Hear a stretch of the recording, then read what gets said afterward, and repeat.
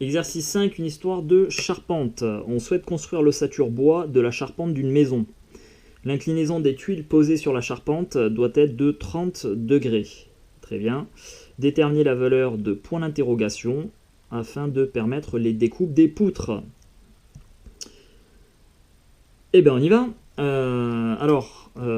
Donc là, il faut réfléchir un peu. Cette question, souvent, laisse un peu perplexe les élèves. Parce qu'ils n'ont pas grand chose en fait.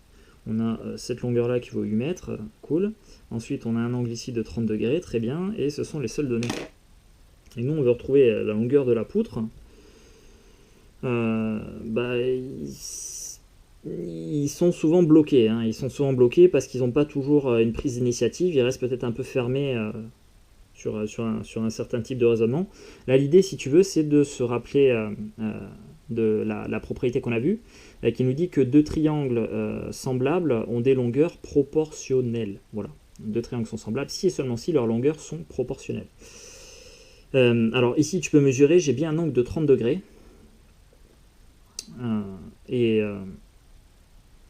Et du coup, ce que je vais faire, si tu veux, c'est que je vais me servir du fait que le triangle que j'ai dessiné ici, eh bien, il sera semblable au triangle dans la réalité, si tu veux, qui sera formé par ma charpente. Voilà.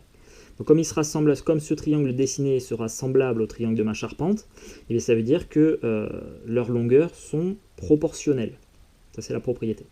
Et comme leurs longueurs sont proportionnelles, eh bien tu vois, je vais venir mesurer cette longueur-là avec ma règle.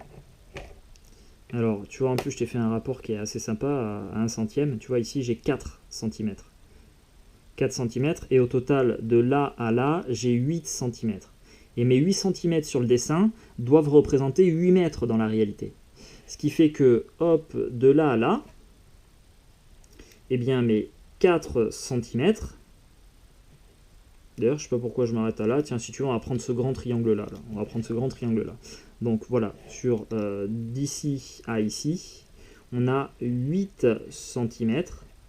Et ces 8 cm donc, représentent, tiens, je mets une petite vague ici, donc mes 8 cm sur mon dessin représentent 8 mètres dans la réalité. Du coup, pour connaître la longueur réelle de cette poutre-là, eh ben, je vais tout simplement venir mesurer. Tu vois. Hop. Alors, d'ici à ici, on est sur du 4,6. On arrive là, on est à 4,6 cm. Donc comme leurs longueurs sont proportionnelles, puisqu'on aura des triangles semblables, hein, j'ai bien un angle de 30 degrés ici, et bien 4,6 cm seront représentés dans la réalité par 4,6 mètres. Voilà, tout simplement. Et donc on va retrouver exactement la même chose ici, hein, puisqu'on a une symétrie. Donc on a bien ici, pareil, 4,6 cm aussi. Voilà. Donc tu vois, là c'est juste de la mesure en appliquant eh bien, la propriété qu'on a vue. Voilà. Et pour ça, on se sert énormément, hein, de cette propriété-là. Quand on veut, quand tu fais de l'architecture, tu fais des dessins, si tu veux, des dessins sur papier. Par contre, tu les fais ce qu'on dit à l'échelle. Voilà, à l'échelle. C'est-à-dire que les longueurs doivent être proportionnelles. Et ça te donne du coup une idée de ce que tu auras dans la réalité. Voilà. Donc, question 1, c'est bon. 4,6 mètres pour ces deux poutres-là. Ensuite, tu feras l'assemblage. Et enfin, deuxièmement, même question pour une charpente qui aurait une inclinaison de 45 degrés. Donc là, t'imagines, on ne veut pas une inclinaison de 30 degrés, finalement, on voudrait une inclinaison de 45 degrés. Quelle longueur de bois faudrait-il que je découpe pour ces deux poutres-là?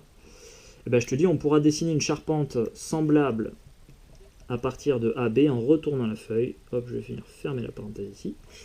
Donc en fait, si tu veux, on retourne la feuille, et on va imaginer que la charpente, on va la faire à ce niveau-là.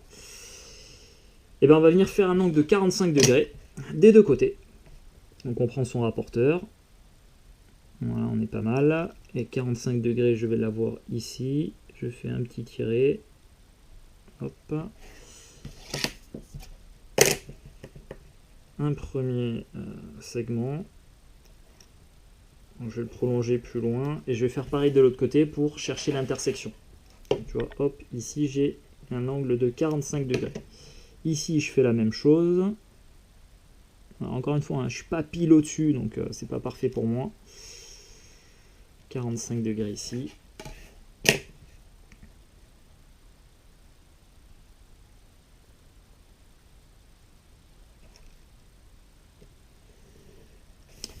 Voilà, donc là on a 45 degrés à nouveau. Et du coup, on n'a plus qu'à mesurer cette longueur-là.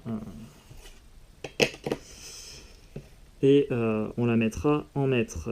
Alors, de là à là, j'ai du 5, alors tu vois, là, je suis entre... Est-ce que je suis bien placé? Ouais, j'ai l'air pas si mal que ça.